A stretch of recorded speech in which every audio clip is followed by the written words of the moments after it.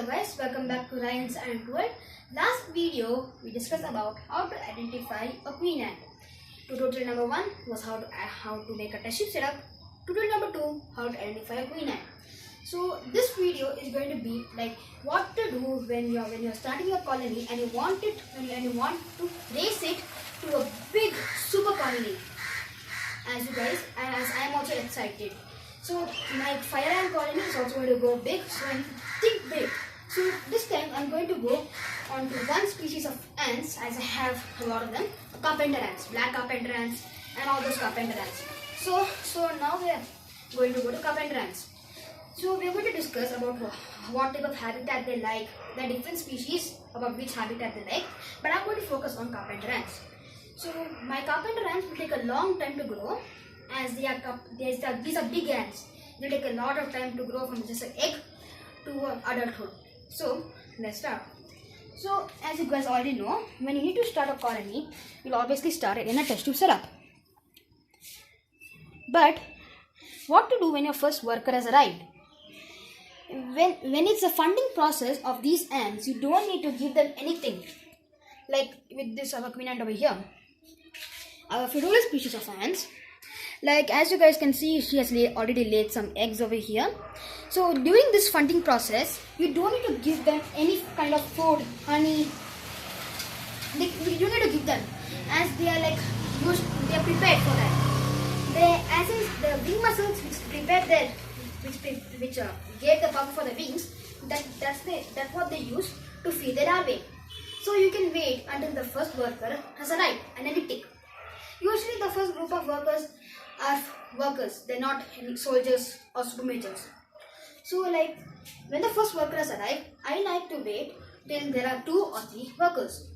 After there are 2 or 3 workers, I like to wait till the exoskeletons harden, because they're just out of their very soft tissue like pupae.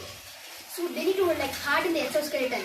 First, when you will observe that whatever you catch, after they come out of the pupae, they'll be white color because the exoskeleton is not hard. Once they start to grow, the exoskeleton is hard and become dark, as you can see some ants when they are walking around. So like after 3 or 4 workers, you can start to give them honey. They are a very special thing. As you guys can see, my carpenter ant colony has 2 workers now and a little bit of eggs. I probably need to feed them. So actually, during the funding process, if the queen's gaster, the abdomen, seems a little bit small, that means she has been laying a lot of eggs. Feed her a bit of honey, but don't startle her. Feed a bit of honey. You can give them honey when it's a worker, but I usually suggest if the gaster is small, the abdomen, you can feed them a little amount of honey. So like you guys will all be very excited to move your ants into a pharmacarium, become a super colony and all that. But like when you want to move them into a pharmacarium, you will need to be moving them when there are only 50 to 20 workers in the colony. You cannot just directly move them when there are 5 workers or something like that. And I have something bad news for all you carpenter ant lovers out there. Because these carpenter ants they only have 50 workers until year 2.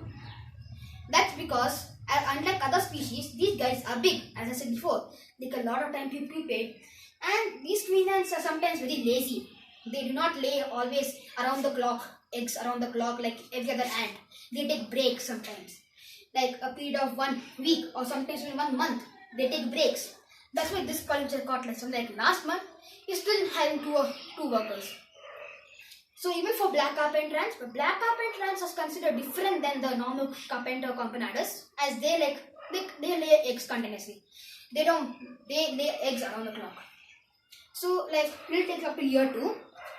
And during the winter, they hibernate. So you cannot force your ants not to hibernate, as they run on a bicameral system which tells them when to hibernate and when to not. Scientists do not still know what is the thing that triggers them to hibernate and not to. So let's go to the habitats. Carpenter ants, like the carpenter ant meaning name, carpenter, it does not mean that they eat wood. is because they like to live in wood. They like to live in wood. So it does not mean they eat wood. Please do not consider that at all. It's just like they like to live in wood. So when a colony is at 50 workers, I like to give them some kind of like a chamber, like wood pieces over there, here, like a little bit of chamber where they can move around, made of wood, and cover it on the top, mud on the top, a little like hole leading to the wood area, and the top where they can hunt.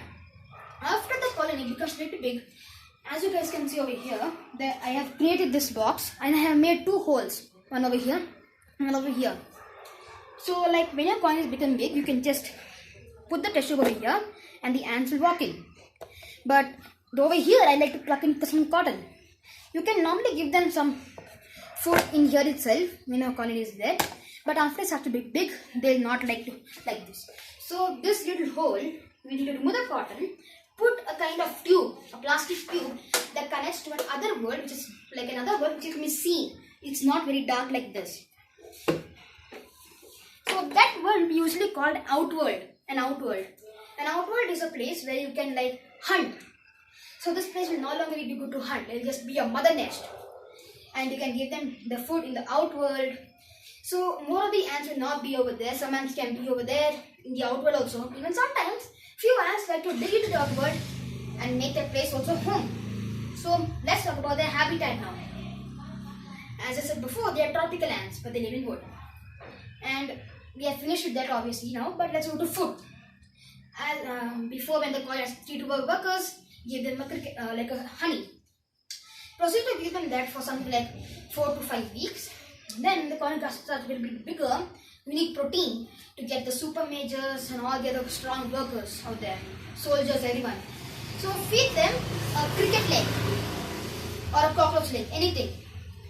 Otherwise, you can even give them cockroach nymphs. Nymphs are the small white little baby cockroaches which walk around all the time. You can otherwise feed them. That's also perfect. Other than like killing a cockroach, removing its leg. Otherwise, you can proceed to give them that. But first, you need to find a cockroach nymph. What I like to do is like get a female cockroach and a male cockroach and raise them. They will just probably lay eggs, and I like to create a box where there's full of cockroaches and I can feed them whenever. That's what most of the ant keepers and the other reptiles people do. So now my fire ant colony is probably going to have some 3 or 4 workers in the next week. And one more good news, guys. My black carpenter ant has 7 pupating workers right now. There's going to be a population explode right now. And so the next video we'll be discussing about one species. The other next videos, until my colony goes big, there are going to be no more videos. Just videos about a bit of information on these species of ants, those species. And if one day natural fly comes, we'll discuss about how to catch a queen ant, tutorial number 3. Until then, there will be no videos yet. So thank you for watching. Like, subscribe, leave a comment, and hit the notification bell to get updated of our new videos. Thank you.